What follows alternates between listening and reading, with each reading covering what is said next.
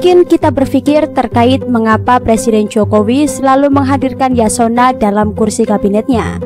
Padahal sudah banyak suara sumbang yang menyerang Yasona.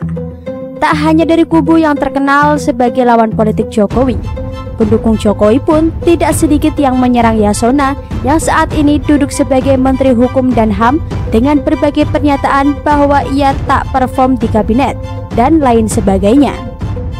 Meskipun begitu banyak suara sumbang, kita hanya berpikir, apakah mungkin Jokowi itu tutup mata? Toh Yasona itu adalah rekan dalam satu kendaraan yang begitu gampang jika ingin ia ganti. Cukup telepon ketua umumnya saja. Oleh sebab itu, kita pun yakin setiap keputusan presiden didasarkan pertimbangan yang cukup matang. Iya, beberapa waktu lalu kita dikejutkan dengan aksi koboi Yasona dengan menjemput buron yang sudah 17 tahun kabur. Sulit disentuh karena ada di luar negeri, tepatnya Serbia. Maria Pauline Lumowa, itulah buron pembobol BNI dengan nilai 1,7 triliun rupiah. Hal ini untuk membuktikan meskipun kita sudah banyak mencium berbagai kejahatan dan bahkan sudah ada bukti, tidaklah mudah untuk membasminya. Menjadi tidak heran ketika ada orang bermasalah pasti akan segera kabur ke luar negeri dengan berbagai alasan. Itu semua sudah jelas sebagai cara untuk menghindar dari jeratan hukum yang berlaku di Indonesia. Semoga Indonesia bisa membuat berbagai mekanisme dan kerjasama dengan seluruh negara yang ada di dunia, supaya tidak ada tempat bagi seluruh penjahat kabur dari Indonesia. Tak peduli apapun itu jenis kejahatannya, terutama bagi para penjahat yang membawa kabur uang negara. Selain orangnya yang kabur ke luar negeri, sejak dulu kita sudah familiar dengan cerita uang para mafia yang begitu aman jika disimpan di bank Swiss. Tak bisa dilacak karena tidak ada kerjasama. Sulitnya kerjasama untuk dibina pun karena berbagai kepentingan, baik itu oknum yang ada di Indonesia, juga orang-orang yang ada di Swiss itu sendiri. Permainan tingkat dewa terjadi wajar adanya, karena ini menyangkut nilai uang yang cukup besar. Bagikan dalam dongeng saja, tetapi mudah-mudahan dongeng itu pun segera dikuak kebenarannya. Kebenaran terkait iya atau tidak, caranya adalah dengan menjalin kerjasama. Dan di masa Presiden Jokowi kini, begitu banyak kejutan terjadi. Meskipun dengan konsekuensi banyak juga hiruk-pikuk terjadi di dalam negeri karena begitu banyak penjahat kelas kakap yang diusik. Pada tanggal 28 hingga 30 April 2015, diskusi kerjasama mengembalikan aset koruptor dari Swiss pun dibahas di Bali.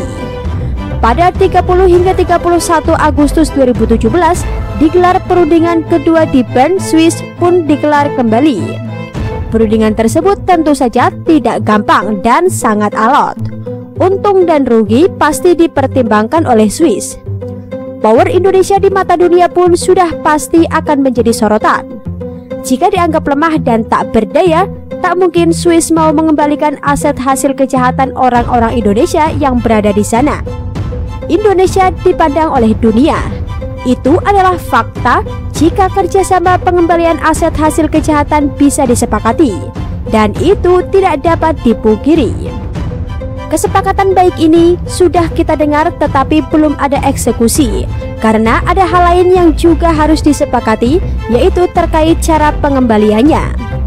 Dan diskusi serta persetujuan wakil rakyat pun adalah kunci. Saatnya menunjukkan kekuatan dan kepiawaian pemerintahan Jokowi melawan mafia di dalam negeri. Kabar gembira pun akhirnya kita dapatkan. DPR menyetujui rancangan undang-undang atau RUU pengesahan perjanjian bantuan hukum timbal balik dalam masalah pidana atau Treaty on Mutual Legal Assistance atau MLA antara Republik Indonesia dan Konfederasi Swiss menjadi undang-undang. Rancangan undang-undang itu disahkan menjadi undang-undang lewat sidang paripurna di gedung DPR, Jakarta beberapa waktu yang lalu. Kita rasa ini adalah upaya yang tidak mudah dan harus kita apresiasi karena ini tidak mungkin disetujui jika Presiden Jokowi tidak merangkul banyak pihak, bahkan bekas rivalnya dalam Pilpres. Tanpa menunggu lama, pemerintah pun langsung lacak aset hasil pidana yang ada di Swiss, Kita berharap harapan kita bukan cuma harapan palsu. Silahkan utus Koboi untuk melakukan hal itu. Apalagi katanya ini periode terakhir, periode tanpa beban dan tak peduli terhadap karir politik selanjutnya. Gimana menurut Anda?